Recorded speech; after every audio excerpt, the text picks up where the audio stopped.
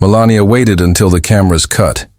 She leaned in slightly, lips barely moving, and murmured, "Be careful who you decide to challenge." What she didn't realize, her mic was still active, and in seconds, the world heard it all. The energy in the room had already shifted the moment she stepped in. Not loudly, no dramatic entrances, just an unmistakable pause. Everyone, panelists, crew, even those out of frame, straightened up. Melania Trump, still serving as First Lady, had entered the WNYT studio in Albany, wearing a tailored navy coat dress and polished ivory heels. She said very little, a subtle nod to the floor manager, a quiet, "Good afternoon," that barely cut through the studio noise. She hadn't participated in a political roundtable since early in her husband's second term, so her presence alone became an event. This broadcast, promoted as a bipartisan discussion on political civility, was already drawing viewers. But what spiked the viewership was who sat 3 seats from her, Congresswoman Jasmine Crockett of Texas. Jasmine was known for being direct, sharp, vocal, and unwilling to sugarcoat criticism.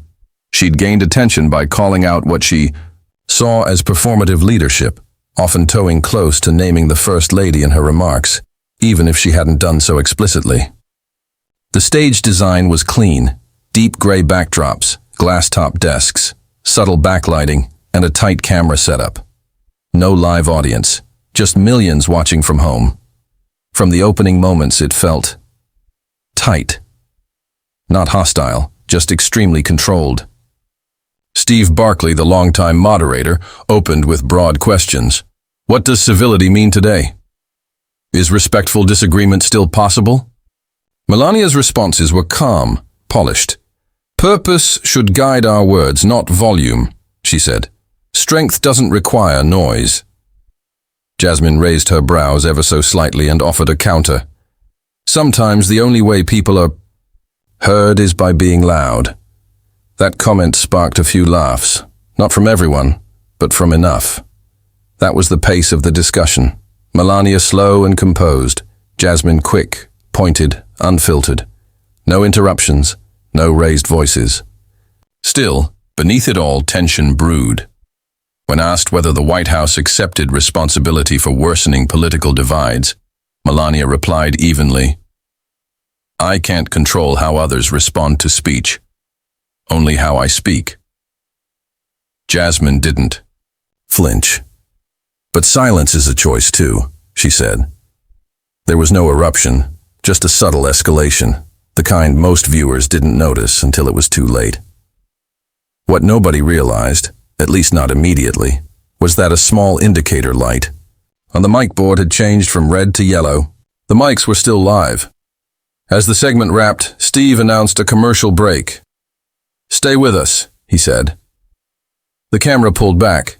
The screen faded to black. But the mic stayed on. That's when the real story started. The lights dimmed, slightly. Staff moved in with water bottles, adjusted wires and ear sets.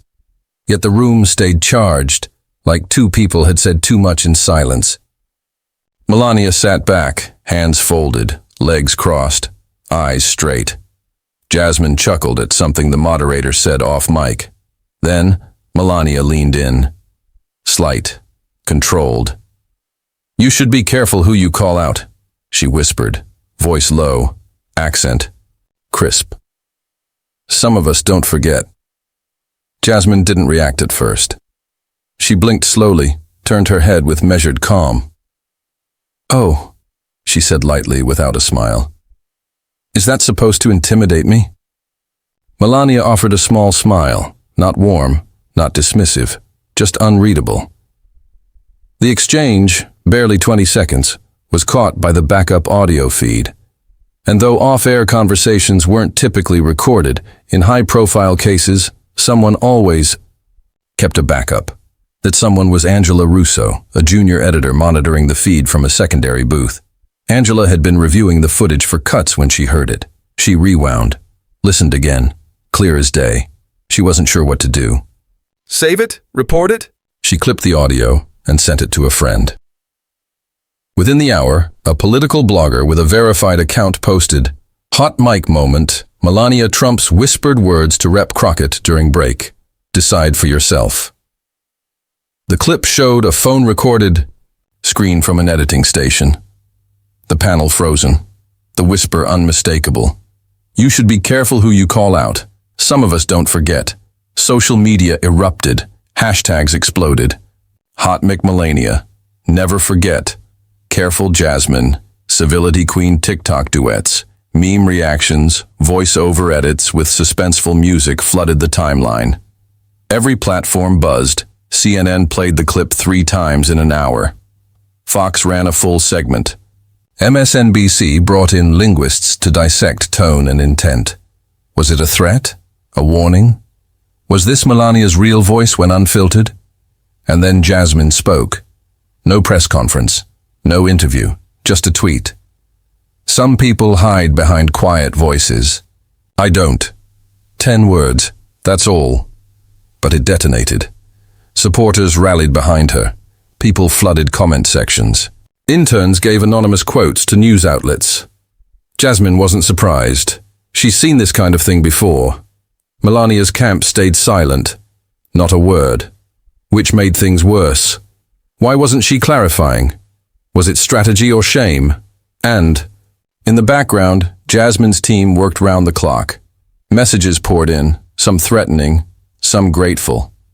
Her press secretary, Dion, slept on the office floor 2 nights straight just to stay ahead of media and security threats. It wasn't just sound bites anymore. People connected to the moment. One woman wrote, "You showed me I don't have to shrink just to belong." Jasmine read that one twice. Meanwhile, new revelations surfaced. Melania had requested not to sit beside Jasmine on the panel. It wasn't enforced, but it had been logged in an internal email, now leaked. Inside the editing bay, Angela Russo's world changed. She hadn't meant to become part of the story. But when she heard that line, it brought up something old. Her mom passed, over for a promotion, a college advisor who told her she lacked the composure for on-air work. She clipped the video, sent it to her roommate. The rest was out of her hands. When YT launched an internal investigation, closed-door meetings, quiet threats about media, policy violations. Angela received a text from an unknown number. Respect what you did. Don't talk to press. Don't trust silence. She never responded, but she never regretted it either. And outside the studio, the public kept asking, if this is what got leaked, what else hasn't? 2 days later, Congress convened. The atmosphere had shifted. Reverend Brent Allward stood on the floor. He didn't name names. "Let's remember," he said, "civility applies off-camera too." Reporters swarmed Jasmine. "Do you believe the First Lady should apologize?" She smiled, just barely. "I think she knows exactly what she said." And she walked away. Melania remained quiet. Her team called the reaction an over-dramatization, but the narrative was out of their hands. Jasmine, however, penned a letter. Not to Melania, but to her constituents. "I was elected to speak truth, not to whisper. I won't change that because of someone's title or tone." The post went viral. It didn't need hashtags. It needed honesty. Teachers shared it. Young girls printed it. It wasn't a campaign. It was a mirror. And as the news cycle moved on, a past moment came back into focus. A quiet fundraiser over a year ago in Naples. No cameras. Jasmine and Melania had briefly crossed paths. They stood at the bar. Jasmine had mentioned her healthcare bill. Melania had responded, "That is your work," then added, "Sometimes to build influence, you must adjust your tone." Jasmine hadn't replied then, but she remembered, and now, as rumors swirled about a second private event, no mics, no cameras, people wondered what would happen if they crossed paths again. That moment came in Dallas, at a private retreat hosted by the Harrington Foundation. Melania was there. So was Jasmine. They didn't sit together. But when Jasmine left the table, Melania followed. In a quiet corridor, the two finally spoke again. "You write beautifully," Melania said. "Thank you," Jasmine replied. "You think I threatened you?"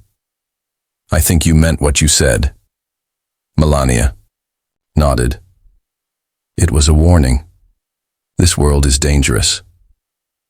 Jasmine didn't step back. "And yet you only said it off camera."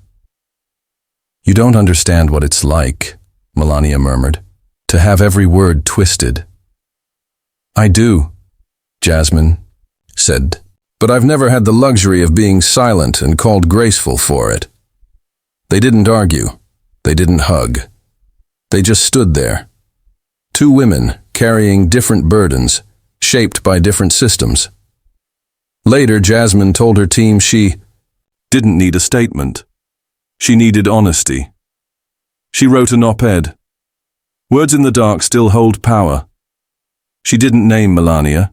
She spoke about tone, privilege, and how silence isn't neutral. And the world listened again.